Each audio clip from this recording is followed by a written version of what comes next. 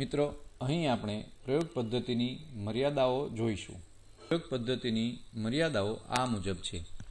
અહીં જીવંત પ્રાણીઓ સાથે પ્રયોગો કરવાના હોવાથી ભૌતિક વિજ્ઞાનમાં હોય તેવી જડતા કઠિન છે. ભૌતિક વિજ્ઞાનમાં પ્રયોગ કરવા માટે આદર્શ પરિસ્થિતિનું નિર્માણ થઈ શકે છે, જ્યારે અહીં જીવંત પ્રાણીઓ સાથે વ્યવહાર કરવાનો હોવાથી, વ્યક્તિઓ સાથે વ્યવહાર કરવાનો હોવાથી એવી આદર્શ પરિસ્થિતિ, એવી જડ પરિસ્થિતિ આપણે ઊભી કરી શકતા હોતા નથી. જ્યારે કૃત્રિમ વાતાવરણમાં વ્યક્તિ મનોવ્યાપારો કરે છે ત્યારે તે સાહજિક વાતાવરણમાં થતા મનોવ્યાપારોથી ભિન્ન થવાનો સંભવ રહે છે. પ્રયોગ હાથ ધરવા ક્યારેક કૃત્રિમ વાતાવરણ ઊભું કરવું પડતું હોય છે, અને એવા સમયે જે સાહજિક પરિસ્થિતિમાં મનોવ્યાપારો થાય, વર્તનો થાય, એનાથી ભિન્ન વર્તનો થઈ શકે છે અને પરિણામો પર અસર આવે છે.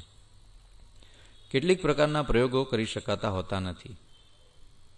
ક્યારેક કોઈ એવું પરિણામ પ્રાપ્ત કરવું હોય કે કોઈ શાળાના આચાર્યની નિયંત્રણ અથવા તો તેના સંસ્થાના સંચાલન માટેની શૈલી કેવી છે અને એની અસર તેના સંસ્થાના પરફોર્મન્સ પર કેવી આવે છે, એ જાણવા માટે આપણે આચાર્યના મૂળભૂત સ્વભાવોને બદલી શકતા નથી. તો એવા સમયે પ્રયોગ હાથ ન ધરી શકાય. પ્રયોગપાત્ર સભાન બને તો પણ પરિણામો પર તેની અસર આવી શકે. પ્રયોગ દરમિયાન જો પ્રયોગપાત્રને ખ્યાલ આવી જાય કે પોતે કોઈ એક પ્રયોગનો હિસ્સો છે, તો તેના વર્તનો બદલાઈ શકે છે અને માટે પરિણામો પર તેની અસર આવી શકે. પ્રયોગમાં નિયંત્રણ ઊભું કરવું કઠિન છે.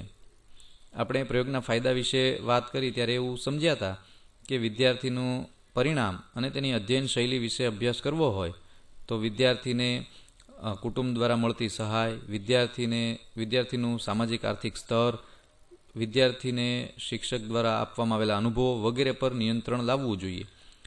તો આ બધા જ પર સંપૂર્ણ નિયંત્રણ મેળવવું એ કઠિન બાબત છે. ત્યારબાદ છે કેટલાક પ્રયોગો ખૂબ લાંબા ચાલે છે, જેથી પ્રયોગપાત્ર રસ ગુમાવી બેસે છે. માનો કે કોઈ એક પ્રયોગ કરવા માટે 1-2 વર્ષ સુધી ઓબ્ઝર્વેશન કરવું પડતું હોય, તો એવા સમયે પ્રયોગપાત્રો છે એ કંટાળી જાય છે, પોતાનો રસ ગુમાવી બેસે છે. કેટલાક મનોવ્યાપારો સાહજિક ઉદ્ભવે છે જેને પ્રયોગશાળામાં ઉત્પન્ન કરી શકાતા નથી. મનુષ્યનું વર્તન કે પ્રાણીનું વર્તન સાહજિક હોય છે, તેમાં કૃત્રિમતા ભળે ત્યારે એ વર્તન પર અસર આવી શકે છે. તો જે સાહજિક રીતે વર્તન નિપજતું હોય એવું વર્તન પ્રયોગશાળામાં નિપજાવવું કઠિન હોય છે.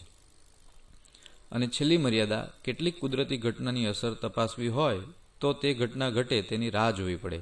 તેને પ્રયોગશાળામાં ઉત્પન્ન કરી શકાય નહીં. જેમ કે ભૂકંપ બાદ ભૂકંપગ્રસ્ત વિસ્તારના લોકોની મનોદશા જાણવી હોય તો એવી કોઈ કુદરતી ઘટના ઘટે તેની રાહ જોવી રહી. જાતે પ્રયોગશાળામાં એવું કોઈ વાતાવરણ આપણે ઊભું કરી શકીએ નહીં.